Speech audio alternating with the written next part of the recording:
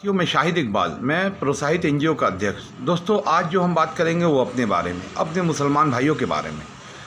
हम बचपन से आज तक ये देखते आए हैं कि देश में मुसलमानों को हमेशा दिखाया गया है कि कुछ संगठन, कुछ पार्टी आपके दुश्मन हैं और जो मुसलमान का भला नहीं चाहते हैं और देश को बांटना चाहते हैं। लेकिन कुछ पार्टियां हैं जो मुसलमान की हिमायती हैं, जो मुसलमान के लिए बहुत ही अच्छे हैं और फेवर में हैं, और इनकी सरकार रहने पर मुसलमान देश में तरक्की करेगा और डेवलप होगा। पर सबसे बड़ा सवाल है, जो पार्टी ये हमेशा जताने की कोशिश की है कि मुसलमान की वो बहुत बड़ी हिमायती है, तो देश में सबसे ज़्यादा 60 साल उसी ने राज किया। अगर 60 साल आपने राज किया तो मुसलमान आज इतना पिछड़ा हुआ क्यों है? मुसलमान की ऐसी हालत क्यों है? अगर ये सोच सभी मुसलमान, मेरे भी मन में आता है, तो ऐसा क्यों आता है? आपको तो दूर कर देना चाहिए, क्योंकि जब आपके पास गवर्नमेंट थी तो आपने राज्यसभा, लोकसभा, देश में राष्ट्रपति, उपराष्ट्रपति, A to Z पूरे तरह देश में हर राज्य में लगभग आप ही की सरकार थी। जब इतना ज़्यादा आपके पास पावर था तो आपको ये जो गलतफहमी है, ये जो नफ़रत भरा माहौल को ख़त्म कर देना चाहिए। क्यों नहीं ख़त्म हुआ? क्योंकि अगर ये ख़त्म हो जाता तो आपकी राजनीति ख़त्म हो जाती। खैर छोड़िए, वो राजनीति की बात है। तो ये सोच जो हुआ है तो लोगों के अंदर, तो हमेशा क्या है, आज भी हम यही सोचते हैं। इस वजह से मुसलमान कभी तरक्की नहीं कर पा रहा है। अब हमने देखा है कि पिछले 25 सालों में मुसलमान एजुकेशन और बहुत ज़्यादा जागरूकता आई मुसलमान के अंदर। मुसलमान के लड़के लड़कियां बहुत ज़्यादा पढ़े हैं और काफ़ी डेवलप किए हैं, और उसी का नतीजा है कि देश के हर संस्था में मुस्लिम लड़के अच्छे पोस्ट पर या ओहदे पे आपको मिलेंगे। बात आ जाती है कि अगर ऐसी बात है तो कौन है वो जो मुसलमान का बुरा चाहते हैं, मुसलमान के दुश्मन हैं, और आप मुसलमान के हिमायती हैं? नफ़रत जो फैली है ये ख़त्म क्यों नहीं हुआ? तो कहीं ना कहीं देखा जाए तो ख़त्म ना करने में आपका ही सबसे बड़ा कारण है। उसका हम बताएंगे। शुरू करते हैं, जब आज़ादी नहीं मिली थी तब से राम जन्मभूमि बाबरी मस्जिद का मुद्दा था। तो अंग्रेज़ों ने देखा ये विवादित मामला है, इसे बंद कर दिया जाए, ना यहाँ पूजा होगी ना नमाज होगी। तो अंग्रेज़ों ने बंद कर दिया कि इससे देश में शांति रहेगी, नहीं तो ये मामला उठेगा तो फिर दंगे फसाद होंगे और लोगों के बीच में। लेकिन कांग्रेस की सरकार जब आई तो लगातार उन्होंने क्या, कांग्रेस की सरकार ने ताला खुलवा दिया। कांग्रेस के एक प्रधानमंत्री ने पूजा की परमिशन दी, और कांग्रेस के एक प्रधानमंत्री जब केंद्र में सरकार में थे, फुल पावर में, तो उन्हीं के कार्यकाल में ये ढांचा को ढा दिया गया। तो कहीं देखा जाए तो आप तो 90% तो इसके जिम्मेदार, कसूरवार आप हैं देश के माहौल ख़राब करने पे। भाई आप ही ना न्योता दिए हो कि आप करो, और आप आंख बंद करके बैठे हो और आप ही जताते हो आप मुसलमान के बहुत फेवर में हो। चलिए, ऊपर वाले का शुक्र है कि मामला ख़त्म हुआ और कोर्ट के ज़रिए राम जन्मभूमि बाबरी मस्जिद का मामला पूरी तरह शांत हो गया। लेकिन आज भी मुसलमान एक पार्टी में बहुत ज़्यादा लगाव रखते हैं और इसे अपना मानते हैं। अगर आप उसे अपना मानते हैं तो हमारी तरक्की क्यों नहीं हो रही है?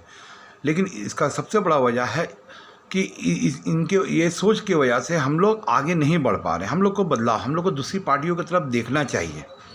लेकिन कुछ लोग, मुस्लिम नेता बहुत ज़्यादा सक्रिय हुए हैं, जो देश के अलग अलग राज्यों में चुनाव भी लड़ते हैं। उनको मालूम है कि वो ना किसी राज्य या केंद्र में सरकार बना सकते हैं, लेकिन उनकी हमेशा महत्वाकांक्षा यही होती है कि हम किसी तरह 4-6 सीट ले आएँ और किंग मेकर की भूमिका निभाएं और मेरी दुकान चले। हमेशा ये सोच है। कौम का वो भी भला नहीं चाहते हैं। तो हमें खुद सोचना होगा कि भाई ये देश में मुसलमान इतना पिछड़ा हुआ क्यों है और हम आगे क्यों नहीं बढ़ रहे हैं। अब बात करते हैं हम, कौन पार्टी, कौन संगठन है जो हम लोगों से नफ़रत करता है?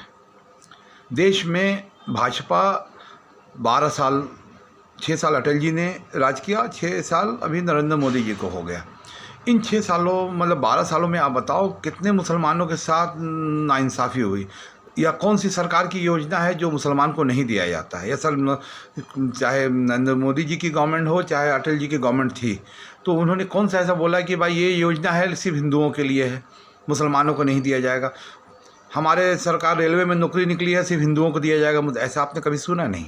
आप नौकरी के काबिल हैं तो वेलकम, आपको नौकरी मिलेगी। और अटल जी के वक्त भी कई मुस्लिम, मेरे खुद घर ख़ानदान के लोग जॉब पाए हैं, और नरेंद्र मोदी जी की सरकार में हमारे सगे भांजे वो गवर्नमेंट सरकारी नौकरी में हैं। तो ये बात बिल्कुल गलत है कि ये पक्षपात करते हैं। अब दूसरी बात, अब आते हैं संघ की तरफ। RSS, राष्ट्रीय स्वयंसेवक संघ। इसकी स्थापना 1925 में हो गई। 95 साल हो गया इस संस्था को रजिस्टर्ड हुए या रजिस्टर्ड नहीं हुए या कार्य करते हुए देश में। ये इतना बड़ा संगठन है, देश के करोड़ों लोग इनसे जुड़े हुए हैं। तो ये जो करोड़ों लोग जुड़े हैं वो कहीं बाहर से या विदेश से नहीं आए, हमारे बीच के हैं। पूरे देश में आप सोचो, हर देश में, हर कस्बा, हर शहर में संगठन से जुड़े हुए लोग हैं। ज़्यादातर हिंदू भाई जो हैं वो संगठन से जुड़े हुए हैं। बिल्कुल अच्छी बात है भाई उन संगठन में। अगर वो संगठन की सोच इतनी ख़राब होती है, इतना ख़तरनाक होता मुसलमानों के लिए, तो वो जो उनसे जुड़े हुए लोग हैं हमारे फ्रेंड सर्किल में हैं, तो शाहिद इकबाल को तो फिर कुछ नहीं होना चाहिए, कोई काम होने ही नहीं चाहिए। भाई शाहिद भाई अब मुसलमान है ना, आपका नहीं होगा। लेकिन ऐसा कुछ नहीं है। हमें हर जगह लोगों ने, हिंदू भाइयों ने सपोर्ट किया है। हमारे NGO 2012 से जो काम कर रहे हैं, हमने बहुत काम किए। इसमें 90% मेरे जो साथी हैं वो हिंदू हैं। उसमें से कुछ साथी संघ के बहुत पुराने कार्यकर्ता हैं, पर उन्होंने आज तक फील नहीं होने दिया कि शाहिद इकबाल एक मुसलमान है।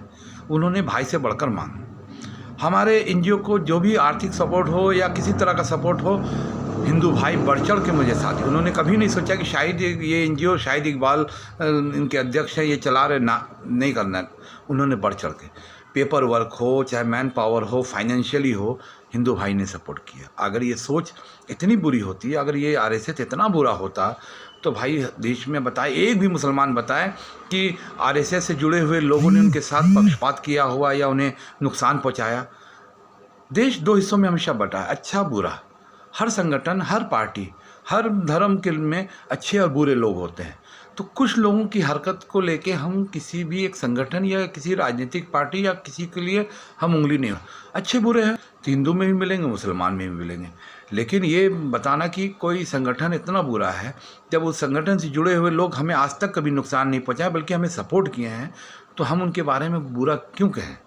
और हमें मेरी उम्र इतनी हो गई है, आज तक मुझे शाहिद इकबाल होने की वजह से कहीं पीछे रखा गया, बिल्कुल गलत। संघ से जुड़े हुए कई लोग जो ओपनली बोलते हैं कि हम संघ से जुड़े हुए हैं, वो जब मुझे मिलते हैं वो बहुत अच्छे से मिलते हैं, एक भाई के नाते मिलते हैं। और ऐसा नहीं है, हम बहुत सारे काम करवाते हैं, उन्होंने आज तक ऐसा रिजेक्ट नहीं किया कि नहीं भाई शाहिद इकबाल है हम नहीं करेंगे। उन्होंने काम करने के साथ साथ हमें सम्मानपूर्वक, मतलब इतना सम्मान दिया कि हम ग्लैड हो गए, यार वाकई में ये लोग बहुत अच्छे हैं। तो हम तो आज एक भी मुसलमान देश में बता दे कि कोई हिंदू भाई उसके साथ बहुत बुरा किया हो या हेल्प नहीं किया हो या हिंदू बुरे होते हैं, एक दिल पे हाथ रख के बताओ, ऐसा नहीं है।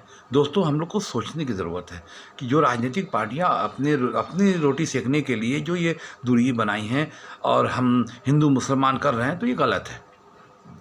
कांग्रेस पार्टी की बात करते हैं। एक छोटा सा बात, अभी कुछ दिनों पहले खानू गांव में एक अतिक्रमण का कार्य हुआ, जो तालाब के कुछ एरिया में आरिफ मसूद जी जो कांग्रेस के विधायक हैं उनके हिस्से को ढाया गया अतिक्रमण केस में कार्रवाई में। इस शासनिक कार्रवाई बिल्कुल हुई। उनका जो ये मतलब अतिक्रमण हटाया गया, इस पर कांग्रेस के किसी नेता ने भी एक शब्द नहीं बोला। लेकिन कुछ दिनों के बाद जब इंदौर में कंप्यूटर बाबा जो एक संत हैं, उनके आश्रम को जब अतिक्रमण हटाया गया, तो उसमें कांग्रेस के कई नेता ट्वीट करते हैं, फेसबुक में लिखते हैं ये गलत हो रहा शासन द्वारा।